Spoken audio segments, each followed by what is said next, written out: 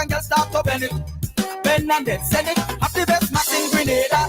We create the mass like we run physical labor. Start up the madness like coordinator. Feel like we do them parties a favor. Best shot in Grenada. Call with the black instigator. Only thing that we lack is behavior. Save all the jamming for later. Anyways, I can't call Grenada home. Can't call Grenada home. This place sweet like honey. I call it honey cold. Can't call Grenada home. I can't call Grenada home. This place sweet like honey. I call it honey. Can't call Grenada home. It's a holy vibes when you come to Grenada. Can't call Grenada home. That's right. We are back on the inside, and like I said, I've got a very special couple minutes coming up. A dear friend and of course family member. I wish it would have been under happier circumstances, but it's life. Things happen. Life, death, yin yang. And of course, as much as we try, we'll never ever be comfortable or get familiar with that. It doesn't matter. Just every time it stings, that stings every single time. Nevertheless, I am so happy to have her back with us. Always love seeing her bubbly and cheerful personality. So, this morning might be a little bit different. We might manage to get a little out of her, but we'll see how it goes. Nevertheless, good morning, everybody. Those of you joining us on the live or listening via radio, good morning. It's always a pleasure having you here with us. And it is indeed my pleasure again to, like I said, have my dear friend and family with me this morning. Morning. Morning. How are you? Sadder today than usual. Let me take down this. I have something playing. Oops. There we go. How are you? Sadder today than usual, but I'm happy for this moment with you to talk about an incredible person, and condolences to you too. We're all family, and condolences to our whole Birch Grove family. But I thought it was important to give Tanti her flowers here. It's amazing. You could be one place all happy and smiling, and then in the blink of an eye, you get sad news. It's just, that's why, every time I look at you and I see you being so, bubbly and happy and just enjoying and living in the moment, I'm like, you know what? This is so the way to live, because you just never know. Because you could be here one minute, the next, you could be well now, feeling good. I was just home, And it's crazy because I was home right after my other aunt's death, Helen Ruffin. And I'd planned it, and I said, I'm just going to go ahead and go home. And obviously came to Vaughn's birthday party, had the best time. And, but still on my mind, I was worried about this aunt because they were so close. And we just didn't expect to get this news this quickly. So it's two in 6 weeks. It's very hard. No, that's what you call back to back, Yeah. Well, for those of you just joining us this morning, like I said, Yvette is like a family member to all of us here at Power 95. And she just wanted to share a little bit about her life. And of course, a dear aunt who passed, just to give a little, bit of love and support. So the floor is yours. By all means, jump right into it. Well, I want to say that, I wanted to dedicate this time to my aunt, our aunt. I have lots of brothers and sisters that she helped raise. Carmelita Ruffin from Birch Grove. She was a teacher in Bylands as a young woman, so a lot of people know her. And she was quite beautiful. And so when she was young, she entered beauty contests, and I think I got my obsession with hair at any cost from her because she had natural, beautiful hair. I think I got my love of fashion from her too. But she was a very special person, and most people know my story, that my aunts, bless them, my grandparents, bless them, cousins all stepped in to take care of my brothers and sisters. It's the Grenada way. It's the Caribbean way. And they did it with love and a lot of discipline. And she, of course, was the tough one. Hardest on me, I see something in you. You better be something good, And so I just wanted to give her flowers. But I wanted to say that when I first came on, there was a Grenada kind of theme song playing. And my aunt passed away on Friday, and my sister Marva and I were going through some of her papers. And what we found was that this amazing, quiet, private aunt wrote beautiful poems. And she had them all in the suitcase that she gave me.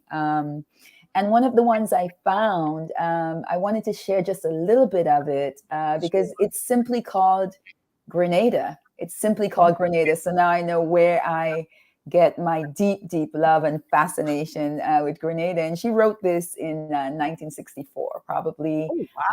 She was about 19 years old.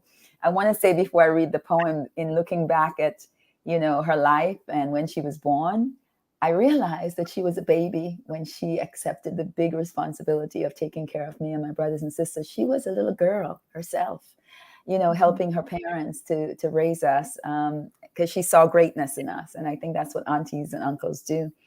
But here's a little bit of her poem, Grenada, which I would completely cherish. And just for your camera, it's in her handwriting. It's in her handwriting, yeah.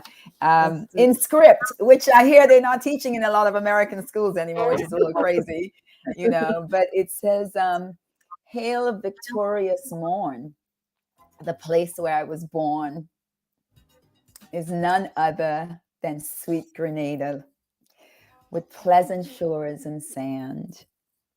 Oh, I behold that very morn in the land where I was born, on that eve of carnival, which is a Creole bacchanal, with feasting and rejoicing, we enjoy disguising. Hail, beauty of beauties, the island of spices, the land of liberty, Grenada."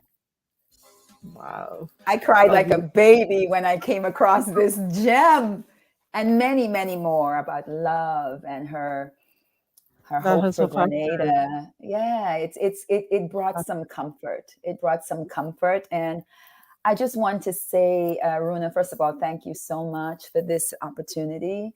And I want to say a pleasant good morning and such condolences to my aunt in Beauregard, her last remaining sister, Miss Maria Fare, and her entire family in Bottom Beauregard.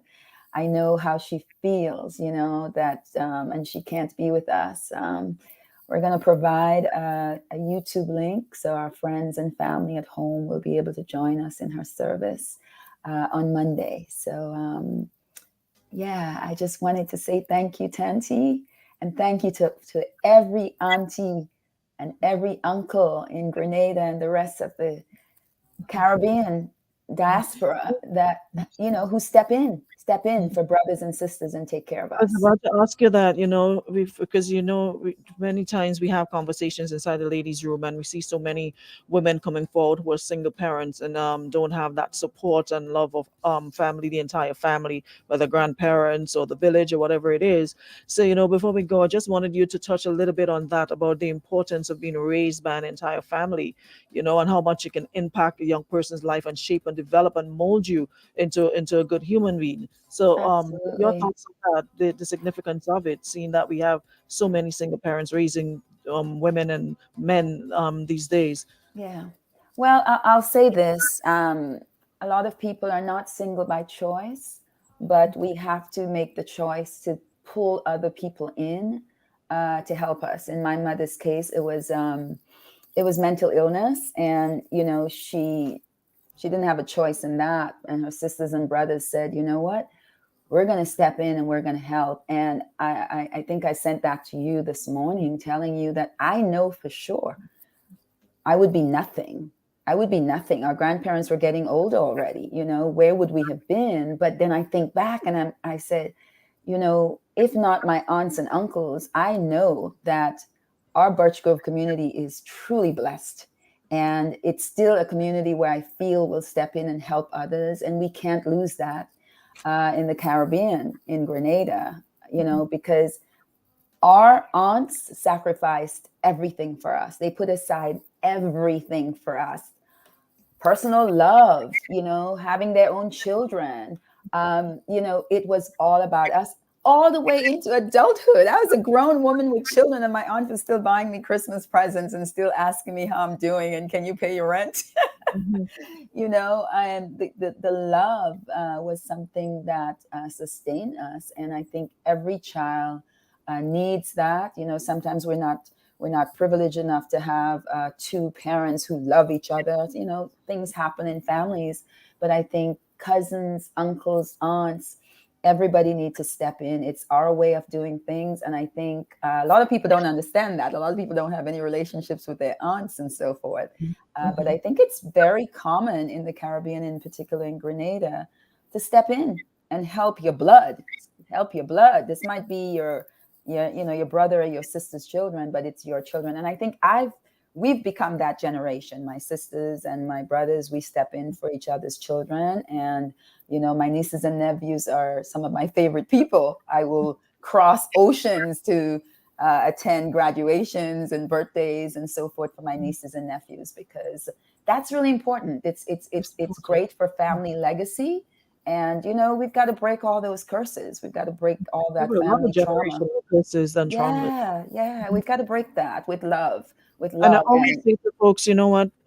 You've lived it, you experienced it. So why would you want the same for your children? That you have the perfect reason, to not want your children to experience, that sort of upbringing. Now you're in a better absolutely. position, so we really need to break them. It can no longer be, oh, that's not my business. That's not my Oh, child. we That's not can't.